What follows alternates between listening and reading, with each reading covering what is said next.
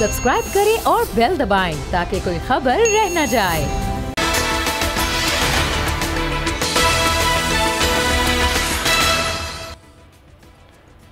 अस्सलाम वालेकुम, मैं हूं फैसल अजीज खान।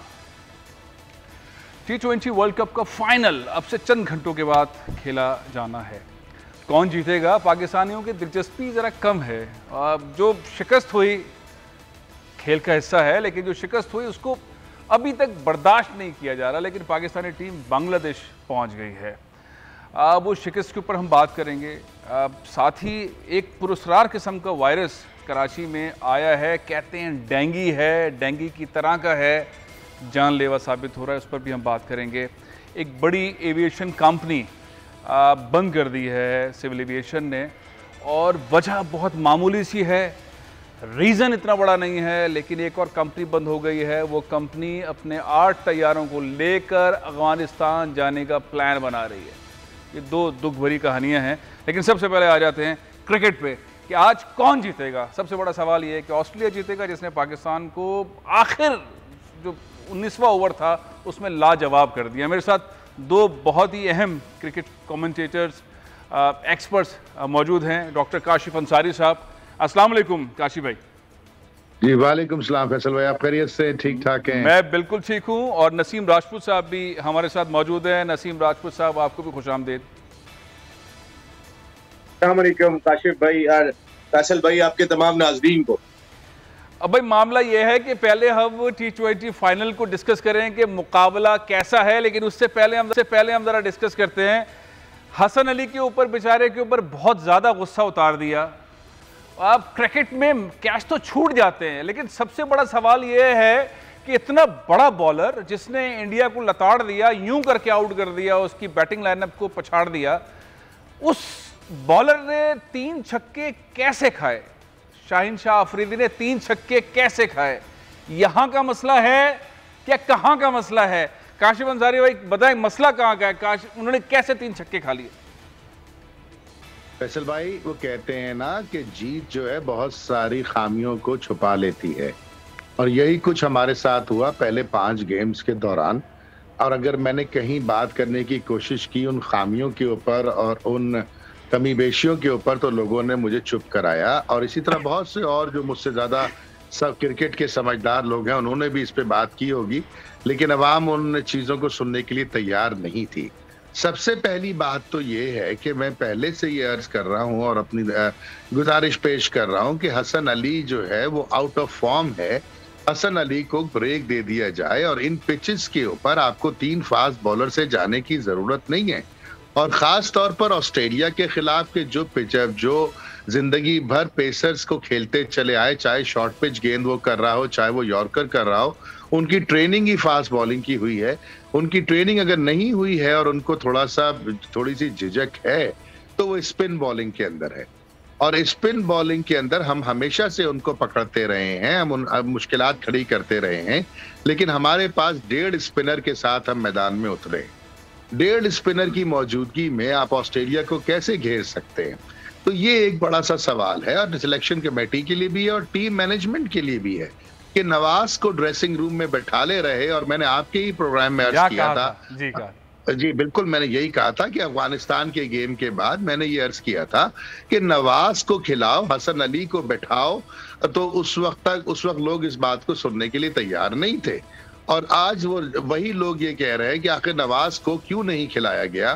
देर से समझ आई ये बात, वो आपकी वाली बात लोगों को देर से समझ आई। जी लेकिन यही वो चीजें, छोटी छोटी चीजें होती हैं जो एक टीम को जो है नाकाबिले शिकस्त बनाती हैं, और वो उन प्रॉब्लम्स को दूर कर देती हैं जो आप आइंदा कभी किसी गेम में फेस कर सकते हैं। अब उसके बाद दूसरा इशू, हफीज को बहैसियत एक बैट्समैन आप खिला रहे थे या बहैसियत एक ऑलराउंडर खिला रहे थे। हाँ। इन पिचेस के ऊपर भी अगर हफीज को आपने इस्तेमाल नहीं करना था, तो हफीज की कोई जगह नहीं बनती थी टीम में। उसकी जगह आप किसी और बैट्समैन को खिलाते। मिसाल के तौर पर आप उसको लेकर गए थे, अपने सरफराज को लेकर गए थे, या आप हसन को लेकर गए थे, इन लड़कों को बीच में खिलाते आप। मसला सारा ये कि ये सोच जो है, ये ड्रेसिंग रूम की सोच है, ये आपके थिंक टैंक की सोच है। जो लड़के वहां बैठे हुए हैं अरसे से, भाई देखिए, जो आपके जो कोच हैं या बॉलिंग कोच हैं या कंसल्टेंट साथ साथ जा रहे हैं लेकिन चांस नहीं। आपके ख्याल में हसन अली को खिलाना नहीं चाहिए था और स्पिनर्स को ज्यादा मौका देना चाहिए था और हम मैच निकाल सकते थे? एक स्पिनर बनता था आपका, खुद सोचिए ना, बनता था। आपकी 4 विकेटें लेके गया शादाब। अच्छा ये बताएं, वो चलें ठीक है, हम मैच तो आखिरी ओवर तक ले आए ना, ठीक है स्पिनर नहीं खिलाया, ठीक है हसन अली की परफॉर्मेंस नहीं थी, आखिरी मैच तक लाने के बाद ये जो हमारे इतने जबरदस्त सुपरस्टार हैं जिन्होंने इंडिया, मैं तो कहता हूं बेहतरीन उन्होंने मैच खेला इंडिया के खिलाफ, शाहीन शाह अफरीदी, लेकिन उन्होंने 3 छक्के कैसे खाए नसीम राजपूत साहब? ये 3 छक्के खाना, मतलब क्रिकेट आपने भी खेली है, गुस्सा आता है, दिमाग कभी घुटनों से चलता है, कभी सीने से चलता है, कभी दिमाग से यहां से चलता है। ये 3 छक्के तो नहीं खाने चाहिए थे ना। ये वाकई में शाहीन शाह अफरीदी के लिए एक बहुत बड़ा सबक है और शाहीन शाह अफरीदी इसमें कोई दो राय नहीं है कि रैपिडली इम्प्रूविंग बॉलर है, तेजी के साथ इम्प्रूव कर रहे हैं, लेकिन एट द सेम टाइम अभी बहुत ज्यादा एक्सपीरियंस उनका भी नहीं हुआ है, अभी कोई बहुत ज्यादा क्रिकेट उन्होंने नहीं खेली है। लेकिन पाकिस्तान के एक्सपीरियंस मोस्ट बॉलर है हमारे पास, अगर देखते हैं तो एक्सपीरियंस में हसन अली या ये दो बहुत ज्यादा एक्सपीरियंस बॉलर दिखाई देते हैं, तो बहुत सारी एक्सपेक्टेशन शाहीन शाह अफरीदी से बिल्कुल मौजूद थी। और सबसे पहले तो वो कैच के हवाले से जो हसन अली को विलन के तौर पे पेश किया जा रहा है, मेरा नहीं ख्याल कि इस तरह करना चाहिए। पाकिस्तान क्रिकेट टीम ने क्रिकेट बुरी नहीं खेली इस टूर्नामेंट के अंदर, और कैच छूटते हैं, कोई बात नहीं, ऐसे मौके पे नहीं छूटना चाहिए था, लेकिन छूटते नो प्रॉब्लम। रन आउट आपने तो नहीं मिस कर दिए, रन आउट मिस कर दिए जो मैच का पासा पलट सकते थे। फैसल भाई, जो मेन प्रॉब्लम हुई पाकिस्तान की, वो पाकिस्तान टीम पैनिक बहुत कर गई, कैप्टन बहुत पैनिक कर गया, बाकी खिलाड़ियों को हमने इस तरह देखा नहीं जैसे हफीज का या शुएब मलिक का रोल होना चाहिए था। जिस वक्त 17वें ओवर में 18वें ओवर में हसन अली को मार लगी थी और उसके बाद भी हमने देखा कि ये हसन अली गेंद करने आ रहे थे, आहिस्ता आहिस्ता मैच का पेंडुलम चेंज हो रहा था। जब 50 रन थे, 25 गेंदें थी, तो हमें उस वक्त तक होप थी, लेकिन जब हसन अली को मार पड़ी तो उसके बावजूद हमने देखा कि आपको याद होगा ऑस्ट्रेलिया की जब पाकिस्तान बैटिंग कर रहा था तो मिचेल स्टार्क को जब शॉट लगे थे तो वहां पे वार्नर भी आके जमा हो गए थे, हेजलवुड भी साथ खड़े हुए थे, पैट कमिंस भी साथ खड़े थे, captain Finch policy, decision making, वहां पे हमें कोई ऐसी टीम मीटिंग दिखाई नहीं, हमने कोई ऐसी टीम मीटिंग नहीं हुआ। बाबर भी कुछ देर के लिए बाहर चले गए थे ग्राउंड से, बाबर बहुत ज्यादा पैनिक कर गए थे। अब तक पाकिस्तान ग्राउंड से बाहर क्यों चले गए थे? आया नहीं, तकरीबन 2 ओवर के करीब ग्राउंड से बाहर थे बाबर। बिल्कुल, टॉस की बहुत बड़ी वैल्यू है जो इमारात की कंडीशन में, तो पाकिस्तान तो अब तक टॉस जीत रहा था, अपनी मर्जी के फैसले कर रहा था, हल्की टीमों के खिलाफ हमने पहले बैटिंग कर ली। लेकिन काशिफ भाई ने जैसे बात कही, आपके पास नमीबिया और स्कॉटलैंड 2 ऐसे मौके थे कि जहां पर आप टीम में अगर कोई चेंज करना चाहते हैं। चलें थोड़ा आगे बढ़ते हैं, हमारी टीम तो पहुंच गई है बांग्लादेश, कुछ टीम्स अब पाकिस्तान आनी हैं। काशिफ भाई, सबक क्या सीखना चाहिए? ये जो सीरीज अब आ रही हैं, एक तो बहुत अच्छी खबर है कि अच्छा परफॉर्म किया, कहना चाहिए बहुत अच्छा परफॉर्म किया, कुछ गलतियां हो गई ठीक है, लेकिन बहुत अच्छा परफॉर्म किया।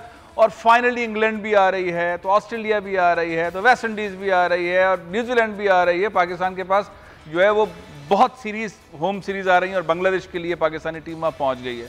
आपके ख्याल में अब पाकिस्तानी क्रिकेट को आप किस तरह देख रहे हैं? अब हमारे साथ हमारे पास ऑप्शंस कितने ज्यादा होंगे, फिर PSL भी होगा, बहुत क्रिकेट पाकिस्तान में होने वाली है।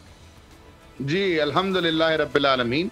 पाकिस्तान के बगैर ये दुनिया अधूरी है, ये जुमला अच्छी तरह से मेरा रिकॉर्ड पे रख लीजिए इंशाअल्लाह। चाहे वो क्रिकेट हो, चाहे वो कुछ भी हो, चाहे वो सियासत हो, चाहे वो तिजारत हो, चाहे वो तालीम हो, चाहे कुछ भी हो, पाकिस्तान की अहमियत पिछले चंद हमेशा से है, लेकिन पिछले चंद सालों में मजीद बढ़ गई है।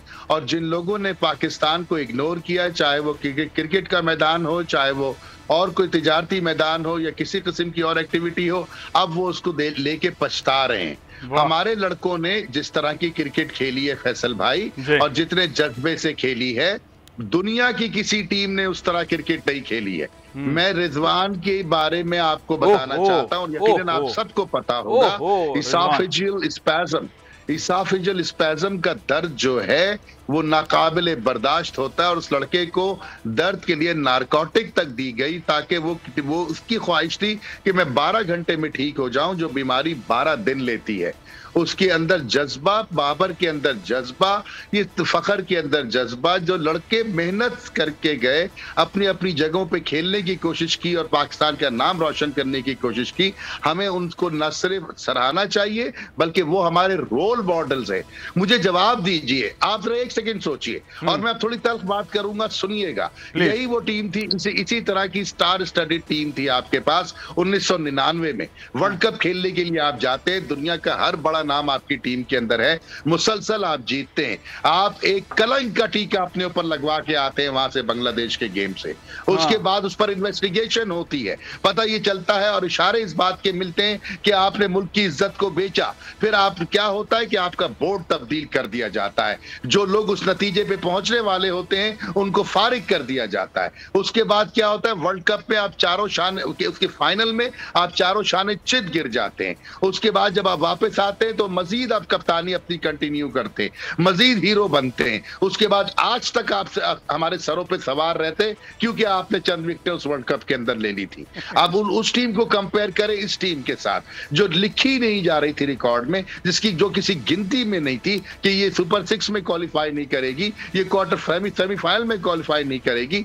आज अगर एक कैच छूट गया या 3 रन आउट छूट गए या एक आध गलत फैसला हो गया तो हम डंडा लेके उनके पीछे पड़ गए। मैं पहले दिन से कहता हूं कि बाबर कप्तान नहीं है, बाबर को कप्तान बनाना चाहिए था जिस वक्त सरफराज कप्तान था। बाबर स्ट्रीट स्मार्ट नहीं है उस तरह का जिस तरह के सरफराज है, लेकिन बाबर ने बहुत कुछ सीखा है, बाबर ने बहुत सारी मेहनत करी है। लेकिन जरूरी था ये इंतजामिया का काम था, ये वाली नहीं, इससे पहली वाली इंतजामिया जो पर्दों के पीछे छुपी बैठी रही। आप स्पिनर का नाम लेते हैं कि स्पिनर नहीं है हमारे पास, एक ऑफ स्पिनर नहीं है हमारे पास, क्यों इल्जाम देते हैं रमीज राजा को, क्यों इल्जाम देते हैं मिसबा को? उससे पहले वाले क्या कर रहे थे? वहां पर सिर्फ तनख्वाहें बटोर रहे थे, सिर्फ मराहत बटोर रहे थे। आज टीवी पे बैठ करके दुनिया भर के तबसरे फरमाते हैं वो। उनसे कोई पूछे कि लेफ्ट हैंडर के लिए, अब राइट हैंडर के लिए अच्छा आपके पास कौन सा ऑफ स्पिनर आपने पैदा करके दिया पाकिस्तान को? आप तो डोमेस्टिक क्रिकेट का गेम तक देखने नहीं जाते थे। ये वही लोग हैं जो 99 में पाकिस्तान की नाक कटवा चुके थे।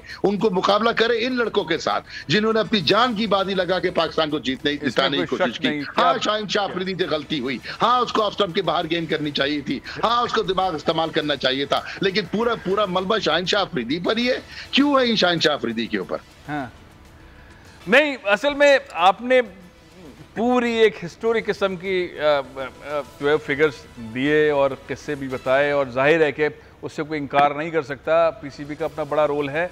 लेकिन असल में हुआ ये कि जब हमने पहला मैच खेला, परफॉर्मेंस हमारी, दूसरा खेला, तीसरा खेला, चौथा खेला और फिर हमने इतना ज़बरदस्त खेला कि सेमीफाइनल में तो सवाल ही नहीं था कि हम हार जाएंगे।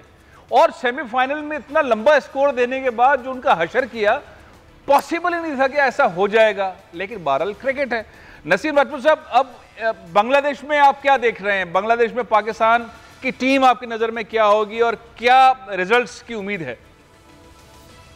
फैसल भाई, अभी जैसे एक छोटी सी बात करूंगा, आपने बात की कि हम बहुत अच्छी क्रिकेट खेले, हम कोई टॉस हारे नहीं थे बिफोर सेमीफाइनल, और यहाँ टॉस का बहुत बड़ा रोल है। ये आज भी पता चल जाएगा ऑस्ट्रेलिया और न्यूजीलैंड के मैच में कि जिस टीम ने बाद में बैटिंग की। लेकिन नसीम राजपूत साहब, हमने रन बहुत कर दिए थे, मैच हमारे हाथ में था, गलतियां हमसे हुई। अगर टॉस का कोई फर्क भी पड़ता तो इतना लंबा स्कोर करने के बाद, शुरू में आउट करने के बाद, मैच हमारे हाथ में था। मैच तो हमारे पास से 2-3 ओवर पहले निकला है ना, तो खैर उसको हम नहीं करते। अब जरा बांग्लादेश पे आ जाए, मेरे पास टाइम जरा खत्म हो रहा है ना, मैं सोच रहा हूँ कि बांग्लादेश से फिर पाकिस्तान में आ जाऊँ। तो वो बहुत सारी समझ में नहीं आएगी। एक तो ये कि शाहनवाज धानी कहाँ पर है, आपके टॉप बॉलर हैं, आपने उनको रिजर्व में रखा हुआ था, भाई खिलाओ उनको। कब खिलाओगे? वो जब इन फॉर्म बॉलर नहीं खिला रहे हो तो कब खिलाओगे? और दूसरी चीज, शायद हमारे नाजरीन को ये बात शायद नागवार भी गुजरे, लेकिन सच्चाई मैं आपको बता रहा हूँ कि बाबर आजम और रिजवान का स्टार्ट देख लें और बाकी दुनिया की तमाम टीमों का आप स्टार्ट देख लें। हाँ। हमने 29 रन स्कोर किया अगेंस्ट नमीबिया के खिलाफ, पावर प्ले में 29 रन बनाए हमने, 32 रन बनाए स्कॉटलैंड के खिलाफ। अफगानिस्तान की टीम 52 रन स्कोर करती है नमीबिया के खिलाफ, 54 रन स्कोर करती है अफगानिस्तान की टीम अगेंस्ट स्कॉटलैंड। मेरा कहने का मकसद ये भाई, वो जो एक हमने अपने दिमाग में हवा बनाया हुआ है कि विकेट बचा के चलनी है और आखिर में मारेंगे, हर दफा ये हर बार कामयाब नहीं होगा। मॉडर्न डे क्रिकेट में या तो बाबर आजम और रिजवान अपने अंदर इम्प्रोवाइजेशन साथ साथ लेकर आए। 120 के स्ट्राइक रेट से बैटिंग आप करते हैं तो सामने वाले को कहते हैं कि अब तुम 200 के स्ट्राइक रेट से खेलो, जो आने वाला बैट्समैन है। ये जो 6 ओवर जाया हो रहे हैं, मेरी अपनी जाती राय में यहाँ पे जेन्युइन ओपनर होने चाहिए। सेमीफाइनल में अगर फखर जमान से आप ओपन करवाते इस बेहतरीन बैटिंग ट्रैक पे, जो इससे अच्छा बैटिंग ट्रैक मैंने नहीं देखा, माहिरीन भी ये बात कर रहे थे, तो हम शायद 200 रन तक जाते इस पिच पे। ये पिच और माजी की पिचों में बहुत बड़ा फर्क था सेमीफाइनल में। हमें अपने जमान के ऊपर कॉन्फिडेंस किसी को नहीं था, वो परफॉर्म ही नहीं कर रहा था, उसने तो सेमीफाइनल में परफॉर्म कर दिया। लेकिन आपकी बात सही है कि वो जो राउंड मैचेस थे उसके अंदर शुरू के जो ओवर्स हैं उसके अंदर ज्यादा रन बनना चाहिए था। लेकिन मैं दोबारा आता हूं, बांग्लादेश ले चलूं आपको, प्रैक्टिकल ले चलूं। बांग्लादेश में क्या देख रहे हैं नसीम? देखिए, बांग्लादेश में पाकिस्तान क्रिकेट टीम कामयाबी हासिल करेगी, बिल्कुल कामयाबी हासिल करेगी, क्योंकि बांग्लादेश को जो हमने देखा कि आखिरी नंबर पर रही थी और इस वर्ल्ड कप के अंदर अपने ग्रुप में कोई मैच भी नहीं जीत सकी, तो पाकिस्तान अच्छा परफॉर्म करेगा। उनकी टीम की यूनिटी दिखाई नहीं दे रही। लेकिन फैसल भाई, आपने एक चीज देखी होगी कि जब पाकिस्तान कहिए, जब पाकिस्तान टीम सेमीफाइनल हारी थी तो ड्रेसिंग रूम में एक टीम मीटिंग हुई थी, जिसमें बाबर आजम जो है उन्होंने खिताब किया था और कह रहे थे कि कोई किसी पे उंगली नहीं उठाएगा, कोई किसी के खिलाफ नहीं बोलेगा। और जो उनका अंदाज था, पाकिस्तान में बड़े बड़े वसीम अकरम, जावेद मियांदाद, बड़े बड़े कप्तानों को हमने उनकी टांगे खींचते हुए देखा है। ये मीटिंग चले अब आ जाते हैं। मैं असल में नसीम राजपूत, मेरे पास थोड़ा सा टाइम रह गया है। काशिफ अंसारी साहब, ये बताइए कि आज का जो मैच अभी कुछ देर बाद शुरू होगा, फाइनल, और जाहिर है बड़ी ज़बरदस्त किस्म की इनामी रकम है, $16 लाख। जो टीम जीतेगी उसे ट्रॉफी के साथ मिलेंगे, जो हार जाएगी आज उसको $8 लाख मिलेंगे। मजबूरी तौर पर $56 लाख की इनामी रकम इस चैंपियंस ट्रॉफी के हवाले से रखी गई। आप ये बताइए कि आज आप किस टीम को सपोर्ट कर रहे हैं डॉक्टर काशिफ? मैं उसी को सपोर्ट कर रहा हूँ जिसको पूरी दुनिया सपोर्ट कर रही है। पाकिस्तान जिसको सपोर्ट कर रहा है, और वो है न्यूजीलैंड। और न्यूजीलैंड अगर आज टॉस जीतता है तो ये वर्ल्ड कप भी जीत जाएगा इंशाल्लाह। अच्छा, मामला टॉस पर। नसीम राजपूत, आप क्या कहेंगे? कौन, आप किसको सपोर्ट कर रहे हैं? बिल्कुल एग्जैक्ट वही अल्फाज जो काशिफ भाई ने कहे, इसमें कोई फर्क नहीं है। इसमें कोई फर्क नहीं। अब आपके ख्याल में कौन सा ऐसा प्लेयर है न्यूजीलैंड के पास डॉक्टर काशिफ, जो आज आपके ख्याल में ग्राउंड के अंदर सुपरस्टार बनेगा? देखिए, जिमी नीशम जो पिछले गेम के अंदर बेहतरीन परफॉर्मेंस देके गए, और कॉनवे के जख्मी होने के बाद या उनके ना खेलने की वजह से जिमी नेशन पे ज्यादा जिम्मेदारी आ गई है। जाहिर बात है कि गप्टिल के ऊपर और विलियमसन के ऊपर खास तवज्जो होगी ऑस्ट्रेलिया के बॉलर्स की, और इस पूरे प्रोसेस के अंदर जिमी नीशम के लिए एक बहुत बड़ा मौका होगा कि अपने आप को मनवाएं। और जिस तरह से वो लेफ्ट हैंडेड बैटिंग करते हैं 5वें 6ठे नंबर पे आकर के, और जो उनका स्टाइल है, और जिस तरह से वो अपनी फ्रंट लेग क्लियर करके गेंद को बड़े बड़े शॉट्स खेलने की उनकी सलाहियत है, मैं ये समझता हूं कि जिमी नेशम पे आज खास नजर होगी, और अगर वो परफॉर्म कर गए तो न्यूजीलैंड की टीम गेम जीतेगी। अच्छा नसीम राजपूत, आपके ख्याल में स्कोर टारगेट क्या देंगे? जो भी टॉस जीतेगा, मेरा ख्याल है कि वो बैटिंग तो नहीं करेगा, वो अपोजिशन को बैटिंग करवाएगा, तो जो भी पहले बैटिंग करेगा वो कितना टारगेट खड़ा करेगा? अगर जैसी पिच थी पाकिस्तान और ऑस्ट्रेलिया के मैच में, तो 200 रन हर टीम अपने जहन में रखेगी, इससे नीचे नहीं सोचेगी। 200 का जो एक साइकोलॉजिकल एडवांटेज भी आ जाता है इस फिगर का, उस तक जरूर जाएगी, क्योंकि अब तक पूरे वर्ल्ड T20 में एक मरतबा इंडिया ने स्कोर किए, 200 रन स्कोर ही नहीं हुए। तो हम देख चुके हैं दोनों सेमीफाइनल्स के, जहां पर 167 भी आसानी से चेज हुआ और 176 भी आसानी से चेस हो गया। एक ओवर बचा के लेके गई हैं टीमें। और दोनों के ओपनर्स बहुत स्ट्रॉन्ग है। एवरन फिंच ने अभी तक परफॉर्म नहीं किया, केन विलियमसन ने अब तक परफॉर्म नहीं किया, ग्लेन मैक्सवेल ने अब तक परफॉर्म नहीं किया। दोनों के ओपनर्स बहुत तगड़े हैं कि जो इस टारगेट को अचीव करने के लिए जाएंगे, पावर प्ले को यूटिलाइज करेंगे, वार्नर, फिंच और मिचेल और गप्टिल। तो दोनों के जहन में ये बात होगी। और जिस तरह केन विलियमसन ने अपनी टीम को खड़ा किया, फैसल भाई 2019 का वर्ल्ड कप वो जिस तरह हारे थे फाइनल, वो आपने देखा। इसी साल उन्होंने वर्ल्ड टेस्ट चैंपियनशिप जीती है। तो साइकोलॉजिकली न्यूजीलैंड बहुत तगड़े होंगे आज। ठीक है, बिग मैच प्लेयर है ऑस्ट्रेलिया, लेकिन न्यूजीलैंड तगड़े होंगे। टॉस जीत गए तो बहुत तगड़े होंगे। $1 मिलियन क्वेश्चन आपसे कर रहा हूँ, आखिरी सवाल है सेगमेंट का। मैन ऑफ द मैच कौन होगा डॉक्टर काशिफ? मेरे जहन में जो है वो जिमी नेशम है। हाँ, और अच्छा। अगर ऑस्ट्रेलिया ये गेम जीतता है तो डेव वार्नर की प्राइसलेस विकेट होगी। और जिस तरह से वो खेलना शुरू हो चुके हैं, फॉर्म में आ गए, वो किसी भी टीम को चने चबा सकते हैं। बहुत बहुत शुक्रिया डॉक्टर काशिफ, बहुत बहुत शुक्रिया नसीम राजपूत साहब। थोड़ी देर बाद शुरू हो रहा है फाइनल, देखते हैं। सबके लिए फेवरेट न्यूजीलैंड है। ब्रेक लेना हो, ब्रेक के बाद अफसोसनाक खबर आपसे शेयर करूंगा। एक एविएशन कंपनी पाकिस्तान के सबसे बड़े शहर में कराची में वो बंद कर दी गई है। हमने इस पर आवाज़ उठाई थी, बहुत एबनॉर्मल किस्म के जवाब आए, लेकिन बहरहाल वो कंपनी बंद हो गई है। कंपनी के ओनर कहते हैं कि मैं इस कंपनी को लेकर जा रहा हूं अफगानिस्तान, जहां पे करप्शन नहीं है, जब ब्यूरोक्रेसी मेरिट पर काम कर रही है। ब्रेक के बाद बात करें।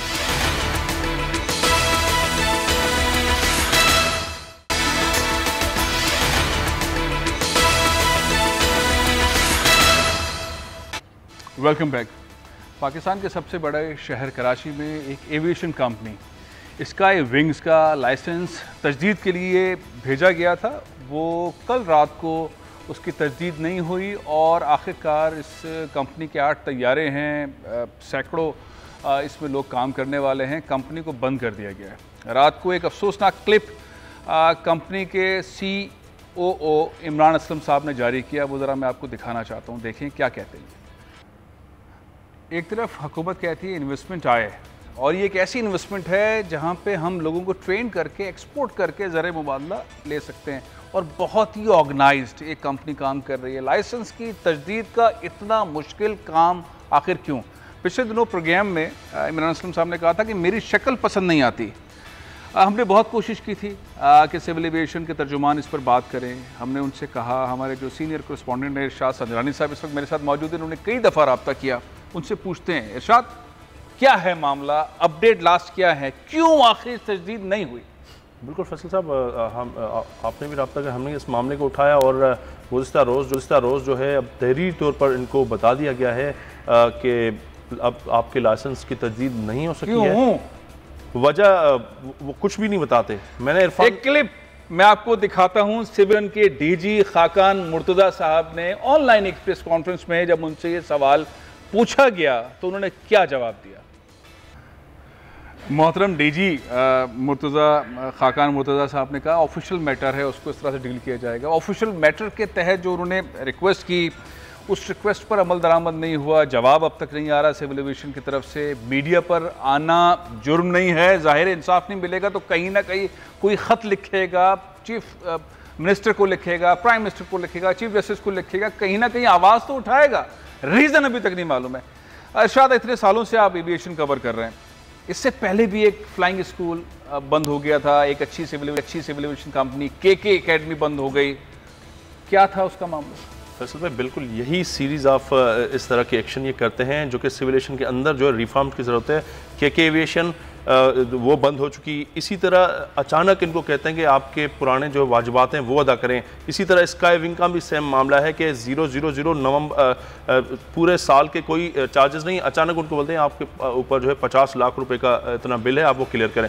हालांकि इमरान असलम साहब ने पूरी रिपोर्ट्स दिखा दी, उसमें कुछ नहीं था। इसी तरह शाहीन एयरवेज को इसी तरह अरबों रुपये के अचानक इसी तरह वाजिबात करते सिविल एविएशन लास्ट मोमेंट के ऊपर एक पर्चा दे देती है और बताती नहीं है, और ये याद कर रहे हैं। मेरे साथ इस वक्त नवाज साहब मौजूद हैं, CEO हैं स्काई विंग्स के। अस्सलाम वालेकुम कैप्टन आसिम। वालेकुम अस्सलाम व रहमतुल्लाह। मैं सबसे पहले जानना चाहता हूं कि आखिर मैंने जानबूझ के इमरान असलम साहब से आज बात नहीं की, मेरी ख्वाहिश थी कि आपसे बात करूं। आप CEO हैं कंपनी के, आखिर क्या वजह है, बुनियादी वजह क्या लगती है कि सिविल एविएशन ने आपके लाइसेंस की तजदीद नहीं की? सबसे पहले तो मैं आपको ये बताना चाहता हूँ कि they are withholding our licence. Withholding mean they are not giving us the renewal. किसी लाइसेंस की जब रिन्यूअल नहीं करनी होती तो उसके पीछे कोई रीजन होनी चाहिए। उसमें पहली रीजन ये होती है कि वो अपनी एप्लीकेशन में कोई मिसलीडिंग स्टेटमेंट दे, वो हमने नहीं दी। हमारा टोटल ऑडिट रिपोर्ट एक्सेप्ट की है एयर ट्रांसपोर्ट ने। ठीक है। उसके अलावा दूसरी बात ये है कि होल्डर जो लाइसेंस होल्डर है उसका लाइसेंस पहले की सस्पेंड हुआ, वो हमारा नहीं हुआ। ये मैं आपको कोट कर रहा हूँ, वर्ल्ड रूल 340 CA जी। उसका लाइसेंस विद होल्ड किया या उसका कहीं कैंसिल हुआ, वो भी हमारा नहीं हुआ। उसके बाद ये कि वो फिट पर्सन हो। हमारी एक कंपनी है जो पिछले 2 साल से बच्चों को ट्रेन कर रही है। आज तक हमारे खिलाफ एक आयोटा ऑफ डाउट नहीं आया, हमारे खिलाफ कोई हमारे ऑपरेशन में प्रॉब्लम नहीं आई, कोई हमने सेफ्टी वायलेशन नहीं की। जब ये 4-5 चीजें हमारे पर नहीं एप्लीकेबल, तो देयर वाज नो क्वेश्चन कि हमारा लाइसेंस की रिन्यूअल ये रोकते। हमने 3 महीने पहले इनको लाइसेंस रिन्यूअल की एप्लीकेशन दी, इसके साथ हमने टोटल ऑडिट रिपोर्ट लगा के भेजी है। तो फिर ट्रांसपोर्ट के डायरेक्टर ने एक्सेप्ट करके मुझे खत भेजा कि आपकी रिपोर्ट सेटिस्फैक्टरी है, आपकी इंटेलिजेंस क्लियर है, आपके खिलाफ कुछ भी नहीं। कैप्टन नासिम, कैप्टन नासिम एक मेरा सवाल ले लीजिए। आपने बहुत तफसील से बताया, इमरान साहब ने भी तफसील से बताया, उनका क्लिप भी हमने चलाया, हमारे रिपोर्टर ने भी बताया। हम इस वक्त कोशिश कर रहे हैं सिविल एविएशन अथॉरिटी के स्पोक पर्सन से उनको लाइन पर लें, इस मामले को देखें, क्योंकि एक इन्वेस्टमेंट पाकिस्तान से जा रही है। आसिम साहब, आपको क्या पॉइंट लगता है कि ये वजह है जिसकी वजह से हमारा लाइसेंस जो है वो उसकी तजदीद नहीं हुई? हमारे लाइसेंस की तजदीद जो मुझे फील होता है, हम जब से हमने कंपनी रजिस्टर कराई, हम कंटिन्यूसली रेगुलरली हर मंथ पूरे सीए के ड्यूज पे कर रहे। सडनली उन्होंने हमें एक दफा चाय पे बुलाया, हम नहीं गए, कोई रीजन थी, I was not there, I was in Islamabad, मैं कहा मैं आऊंगा। बेबी उन्होंने ये माइंड किया है कि एक हमारे लाइसेंस होल्डर हैं और हमारे आगे पीछे नहीं घूमते। हम क्यों घूमे? हम आगे पीछे नहीं घूमते। चाय, आपको चाय पर किसने बुलाया? और आप चाय पर किसकी चाय आपने ठुकरा दी? मकसद आप समझ, पाकिस्तान के जो इंस्टीट्यूशन हैं, जो हमारे जो डिपार्टमेंट्स हैं, उनमें चाय पे बुलाने का मकसद क्या होता है कि आ जाओ हमारे साथ? मैं नहीं समझता, आप मुझे जरा खुल के बताएं, चाय पे बुलाने का मकसद क्या होता है? चाय पे बुलाने का मेरी यार खुद भी समझते हैं। जब हमें कोई कहता है आप हमारे दफ्तर को विजिट नहीं करते, हम किस लिए? We don't have the time. हमने बच्चों को पढ़ाना होता है, हमने उनको सिखाना होता है। आपके ख्याल में कोई उनकी फरमाइश आपने पूरी नहीं की? चाय पर बुलाकर उन्होंने कोई फरमाइश करनी थी, कुछ ऐसा कोई मामला था? This is in between the line, यही हो सकता है और कुछ नहीं हो सकता, ठीक है ना। और कमर्शियल डिपार्टमेंट में जो लोग बैठे हुए हैं, उनका कोई लाइसेंस रिन्यूअल के साथ ताल्लुक ही नहीं है। उनका काम है हमारा जो पास जगह है, या जो हमारे लाइसेंस की ड्यूज है, वो हमें हर महीने बिल भेजें, हम हर महीने पे करें, जो कि कंटिन्यूसली 5-6 साल से हम पे करते आ रहे हैं। हम काम नहीं भी कर रहे थे, हम उनके सारे बिल पे कर रहे थे। सडनली हमें एक बिल आया कि जी आप जो आपकी जगह आपने ज्यादा घेरी हुई, हमने कहा आप फरमाइश डालो। थर्ड पार्टी यहाँ पे मेजरमेंट हुई, हमारे पास वही जगह है जो हमारे पास लाइसेंस, हमारा जो किराया वो दे रहे हैं। अभी वो जो एक दिन if they want to close our business, वो डेफिनेटली 1 करोड़ रुपए का बिल बना के भेज दें, but they will not give us any justification. तो जस्टिफिकेशन नहीं दी, आपस में ये मीटिंग करते रहे, आपस में हमें नहीं कुछ बताया। मुझे कल दिन को बताया ट्रांसपोर्ट ने कि आपका लाइसेंस। अच्छा, अब बताएं आपकी स्ट्रेटेजी क्या है? मुझे तो प्रोग्राम के अंदर, लाइव प्रोग्राम में इमरान असलम साहब ने कहा कि हम ये अफगानिस्तान ले जा रहे हैं जहाज, तो अब आपका लाइसेंस तो नहीं, अब आप कहाँ आप कहाँ जा रहे हैं? आप यहाँ बहुत अहम पॉइंट ये है कि इमरान असलम साहब जिस कंपनी को अगर यहाँ लाइसेंस की तजदीद नहीं हुई, तो उसने पहले ऑलरेडी दरखास्त दी हुई थी। उसकी छठी कह रही थी कि जिस तरह इन्होंने पहले कई कंपनियां बंद की, शाइन एयरलाइन थी, राजी थी, भोजा एयर थी, उसके बाद कई कंपनियां बंद, के बंद की। इसको डर था इमरान असलम साहब को शायद ये भी ना बंद हो जाए, तो इसलिए कि इनको खत लिखा कि मुझे अफगानिस्तान में जाना है, अपना जहाज लेके। हमारा प्रोग्राम यही था कि वहां जाके फ्लाई स्कूल खोल लेते हैं। इन्होंने हरकत भी नहीं दी, उधर भी नहीं जाने दे रहे, और अभी हम ना यहाँ जहाज उड़ा सकते हैं ना पाकिस्तान से बाहर जा सकते। अच्छा, सिविल एविएशन अथॉरिटी आपको अफगानिस्तान नहीं जाने दे रही? जी सर, सिविल एविएशन अथॉरिटी अब आपको अफगानिस्तान ये तैयारे ले जाने नहीं दे रही? नहीं ले जाने दे रही, कहते आप कमर्शियल पर्पज के लिए जा रहे हैं। भाई कमर्शियल नहीं, it is a private aeroplane. अच्छा कैप्टन आसिम, मैं आपका शुक्रिया अदा करता हूं। मेरी एक बार फिर कोशिश है कि सिविल एविएशन के डीजी खाकान मुर्तज़ा साहब या उनके तर्जुमान से हम बात करें। बार बार मेरी टीम उनको ही है। इरशाद, एक के बाद एक, अभी कैप्टन आसिफ भी कह रहे थे कि एक के बाद एक एविएशन कंपनी बंद हो रही है। क्या सिर्फ यही चाय का मामला, मुलाकातों का मामला यही तो नहीं होगा ना, और भी चीजें होंगी।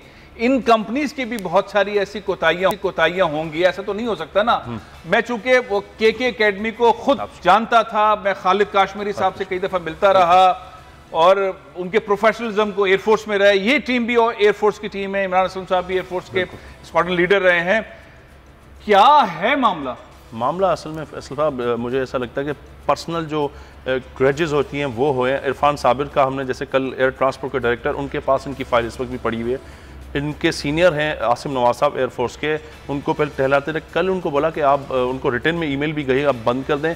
मैंने जब उनको कहा कि भाई आप मौक़िफ़ दें और हमने प्रोग्राम करना है, और कल बहुत बड़ा इल्ज़ाम लगा दिया इन पे कि they are blackmailer people back by the media, मतलब हम लोग भी ब्लैक मेलर हैं। भाई हम आपका एज अ प्रोफेशनल जर्नलिस्ट, मेरा काम है आपको आपका मर्जन लेना। चीज़ बताएं, आप बार बार जाके सिविल एविएशन से बात कर रहे हैं कि वो अपना मौक़िफ़ दें, हम कॉल कर रहे हैं, ऐसा क्या मामला है कि सिविल एविएशन अथॉरिटी के डीजी भी अवेलेबल नहीं है, इदारे का कोई और बंदा भी अवेलेबल नहीं है, कोई तर्जुमान भी अवेलेबल नहीं है, एक कंपनी बंद हो रही है, दूसरी बंद हो रही है, तीसरी बंद हो रही है, खुलकर वो कह रहे हैं सीईओ स्काई विंग्स के कि वो चाय पे बुलाया था, हम नहीं गए, वो नाराज हो गए, इमरान असलम साहब अब उनको अफगानिस्तान भी नहीं जाने दे रहे। ऐसा क्या है इस इदारे के अंदर? बिल्कुल ये है कि ये लोग मीडिया में लिखते हैं और एक क्या हो गया मीडिया में आर्टिकल्स भी लिखते हैं, तो वो भाई आपकी बेहतरी के लिए करते हैं। लेकिन मसला है कि जो मैन जो फैसल साहब जो इशू है एयर ट्रांसपोर्ट के डायरेक्टर्स, उसको हटा देना चाहिए। वो इनके साथ पर्सनल है। जो कमर्शियल के डायरेक्टर हैं इनको हटा देना चाहिए। वो इस वक्त मुकम्मल तौर पर इनके खिलाफ हैं, पर्सनल है। ये मामला इन्होंने लिख के दे दिया एविएशन मिनिस्ट्री को, जब से हमने लिखा जैसे हमने प्रोग्राम पिछले हफ्ते किया, उन्होंने लिख के दिया इरफान साबिर ने कि हम इनका जो रिन्यूअल कर रहे हैं और बाकायदा इसकी इनकी क्लास हुई है। और मज़े की बात है कि एविएशन जो सिविल एविएशन उसका काम है एक्सपेंशन करना। इनके डीजी 5 दिन के रोजे पर दौरे पर दुबई गए, दुबई के एयर शो में। भाई आप वहाँ पे जा रहे हैं और यहाँ पे आप कंपनीज बंद कर रहे हैं और वी विल गो। अब आप सुन लीजिए शाद संजरानी साहब की बातें। हमारी कोशिशें बार बार एविएशन के तर्जुमान से, डीजी से बात करने की कोशिश कर रहे हैं। एक और कंपनी बंद हो गई है, फ्लाइंग स्कूल बंद हो गया है, इससे पहले के फ्लाइंग स्कूल बंद हुआ, अब स्काई विंग्स बंद हुआ, कई एयरलाइंस बंद हो गई हैं। सिविल एविएशन की जानिब से कोई जवाब नहीं आ रहा। मेरी बार बार कोशिश होगी कि वो अपना मौक़िफ़ दें। स्टूडियो हाजिर है, हम अपनी DSNG भेज देंगे, वो अपना प्रेस रिलीज भेज दें, फ़ोन कॉल उठा लें, लेकिन ज़रूर बात ज़रूर करें। प्रोग्राम के अगले हिस्से में एक और इम्पॉर्टेंट स्टोरी, वो इम्पॉर्टेंट स्टोरी है कि हम डेंगी ने घेरा रखा है, ख़ास तौर पे पाकिस्तान के उन शहरों को, इस्लामाबाद को, लाहौर को। लेकिन कराची में डेंगी का एक पुरस्कार किस्म का कोई वायरस है, डेंगी जैसे ही है, वो तेज़ी से फैल रहा है। ये वायरस है क्या? और ज़ाहिर है डेंगी एक बड़ा ख़तरनाक किस्म का वो है, इससे अमवात भी होती हैं, अमवात हो भी रही हैं। मेरे साथ इस वक्त मौजूद हैं डॉक्टर राना जवाद साहब। अस्सलाम वालेकुम राना साहब। वालेकुम अस्सलाम जी। राना साहब, ये लोग अब खौफ में, अजीब मामला लग रहा है। कोई कहता है डेंगी है, फिर कोई कहता है नहीं एक पुरस्कार किस्म का है, अखबारों में भी छप गई हैं, कुछ डॉक्टर्स ने भी कह दिया कि इसकी रिपोर्ट्स में कुछ सही पता नहीं चल रहा है। प्रोफेसर सईद खान साहब ने फरमाया कि ये कोई नया वायरस है। ये बेसिकली क्या है? जी बहुत शुक्रिया इनवाइट करने का प्रोग्राम में। ये आज से कुछ साल पहले भी इसी तरह कराची के अंदर बड़ा शोर मचा था और एक बड़ी पुरस्कार बीमारी का कहा गया था, जो इवेंचुअली चिकनगुनिया के केसेस थे। और जो वो फिर मेरी ही टीम ने वहाँ पे इन्वेस्टिगेट किया और रिपोर्ट किया, और वो 40,000 50,000 केस नहीं थे, वो चंद हज़ारों की तादाद में थे। तो जब पैनिक फैलता है तो लोग सीधी बात से भी घबरा जाते हैं। अब इस वायरस का, जिसे पुरस्कार वायरस कहा जा रहा है, वो ये कहा जा रहा है कि डेंगू की सारी अलामात इसके अंदर हैं, लेकिन जब हम डेंगू का टेस्ट कराते हैं तो वो पॉजिटिव नहीं आता। तो ये कोई बड़ी बात नहीं होती। और डेंगू के अंदर NS1 जो मेन टेस्ट है उसके अंदर फॉल्स नेगेटिव आ जाते हैं, स्पेशली जब आपको दूसरी बार या तीसरी बार दूसरी या तीसरी बार डेंगू हो रही हो। अच्छा, इसका मतलब ये है कि डेंगू ही है। देखिए, ये मेरे लिए कहना मुश्किल है, लेकिन अगर हम ये समझें कि ये कोई नया वायरस है तो उसके लिए किसी को उसको देखना ज़रूरी है, आइडेंटिफाई करना ज़रूरी है। लेबॉर्ट्री के जो हमारे पैथोलॉजिस्ट होते हैं उनको आइडेंटिफाई कि भाई ये एक नया वायरस हमें मिल रहा है जो इससे पहले हमें नहीं मिला। और मेडिकल का ये असूल है कि आप जो कॉमन बीमारियां हैं उनसे शुरू करते हैं और वो एक्सक्लूड होती जाएं तो आप कहते हैं कि ये एक नई अनकॉमन बीमारी आ गई है। तो अभी तक मेरे सामने ऐसा कोई इंफॉर्मेशन नहीं, सिवाय इस बात के कि वो उसके टेस्ट पॉजिटिव नहीं आ रहे डेंगू के, जो मैंने बताया है कि वो स्पेशली जो इसका आप समझ लें स्ट्रेन। डॉक्टर राना मेरे साथ इस वक्त डॉक्टर जो पाकिस्तान मेडिकल एसोसिएशन के जनरल सेक्रेटरी वो भी मौजूद हैं। डॉक्टर कैसर, ये डेंगू है या कोई और पुरस्कार किस्म का वायरस है जो कराची के अंदर फैला हुआ है? कोई तहकीक हुई? क्या कहती है पाकिस्तान मेडिकल एसोसिएशन? बहुत शुक्रिया आपका फैसल, लेकिन मैं पूरा सवाल आपका सुन नहीं पाया, मेरे पास मैं दोहरा देता हूं। अब ये जो डेंगू का सीजन है पूरे पाकिस्तान में फैला हुआ है, कराची में कह रहे हैं कि एक पुरस्कार किस्म का वायरस है। अभी डॉक्टर राना फरमा रहे थे कि वो फिर आवाज चली गई आपकी, कि वो जो वायरस है वो बिल्कुल सेम ही है, खाली डेंगू का पॉजिटिव नहीं आता। मैं ये सिर्फ जानना चाह रहा हूं कि कराची में जो वायरस है एक पुरस्कार किस्म का, इसका कोई नाम है या ये डेंगू ही है?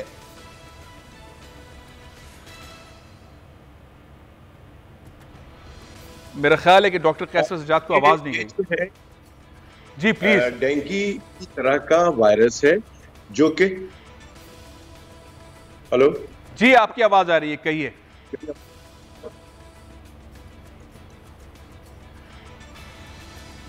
तो ये डेंगू मेरा की ख्याल है तरह कि आवाज प्रॉपर नहीं आ रही। मैं जब तक राणा साहब से सवाल करता हूं, फिर कैसर साहब की आवाज ठीक हो जाए तो उनसे बात करते हैं। राणा साहब, लोगों को करना क्या चाहिए? ये जो है पूरे पाकिस्तान में डेंगू हो रहा है, अमवात भी हो रही है, क्या करें? कौन सी चीजों को हम एहतियात के तौर पर हमें करना चाहिए? राणा साहब। जी, और कराची आपको मालूम होना चाहिए कि पाकिस्तान का सबसे पहला शहर था जहां से डेंगू रिपोर्ट हुआ 2005 के अंदर। तो कराची के लोगों को इसका लंबा एक्सपीरियंस है, और जो अब टेस्ट नेगेटिव भी आ रहे हैं उसकी बुनियादी वजह यह है कि इसके 4 स्ट्रेन होते हैं, तो अब कोई दूसरा या तीसरा स्ट्रेन के साथ डेंगू हो रहा है उनको, और वो पहले वाला डेंगू नहीं है। इस वजह से एक फॉल्स आपका नेगेटिव आ जाता है। एहतियात ये है कि शाम के वक्त आप बाहर ना निकलिए। मेरा मतलब है गर्मियां हैं, लोग टी शर्ट वगैरह पहनते हैं, स्पेशली कराची के अंदर जो मौसम है गर्मियां है जी। हाँ बिल्कुल, तो इस वजह से आप पूरे आस्तीनों वाली कमीज होनी चाहिए, डार्क कलर के कपड़े ना हो, क्योंकि ये मच्छर अट्रैक्ट होता है डार्क कलर के कपड़ों की तरफ। और जो सुबह का टाइम है और शाम का डान एंड डस्क, इसका जो टॉप फीडिंग टाइम है। तो और जब आप बाहर निकलें तो एहतियात कीजिए ज़रा, वो मच्छर भगाने वाली अद्वियात आप अपने जो आपके जिस्म के नंगे हिस्से हैं वो लगा लें। घरों के अंदर जो है जालियां वालियां रखें, और वक्तन फवक्तन घर के अंदर स्प्रे करते रहें। तो और बाहर अपने घरों के बाहर सफाई रखें। और मैं ये कहना अनफॉर्चुनेट है, बड़ा दुख का लम्हा है कि जो प्रॉब्लम हमारा डेंगू का उसकी बुनियादी वजह यह है कि हमारे मुल्क में कचरे के पहाड़ अब हर तरफ नजर आ रहे हैं, और वो कचरा जो है। राणा साहब, मैं आपकी तरफ आता हूं। डॉक्टर कैसर सज्जाद साहब को, डॉक्टर कैसर, आपको आवाज आ रही है सर?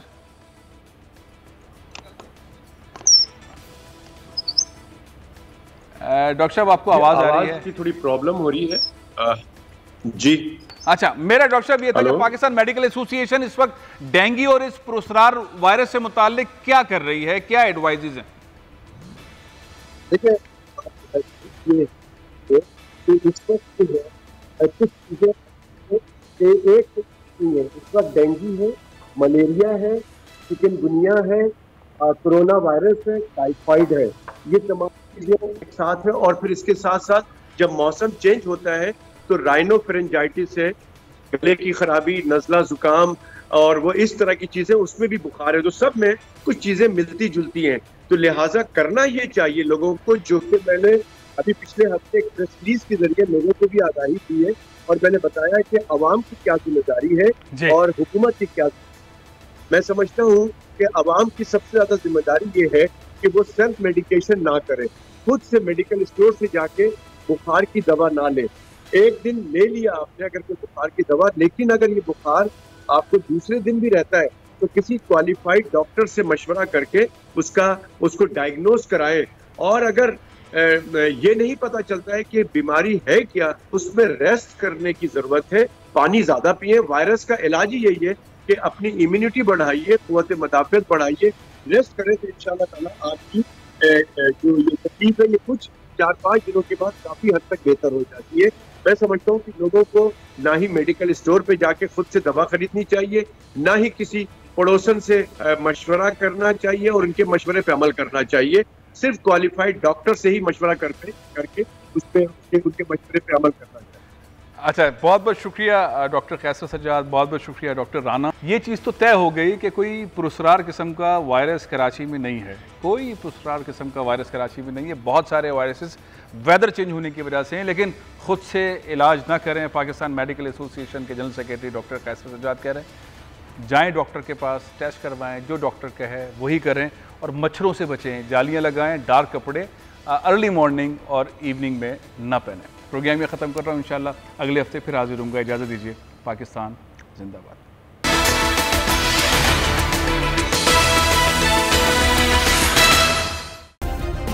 सब्सक्राइब करें और बेल दबाएं ताकि कोई खबर रह न जाए।